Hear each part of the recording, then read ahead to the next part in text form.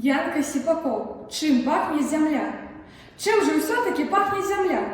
Вось так, коли яе, только что перевернутую, холодноватую ще, возьмеш у руку, розотреш у жмені, здається, у її паху особливого нема. Земля як земля, чорна, бура, біловата, ці жовтлявая, і пахне вона тільки землею. А з яє оплодненою працею, і з яє, до якої навіть ніхто не докранався, нараждаються усі пахи, які тільки засвідчили. А може, ще й не засвідчили такі доскональні органи нюху, якими узрадувала природа звіров і чоловіка.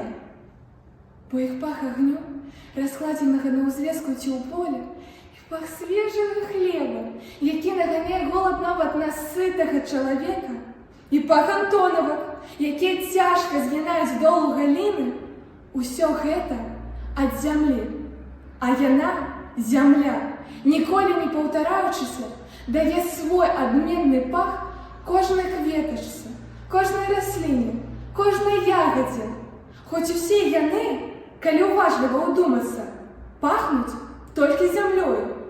Ды яшчэ, можа, сонцам, небам, ветрам і усімі 4 порамі года.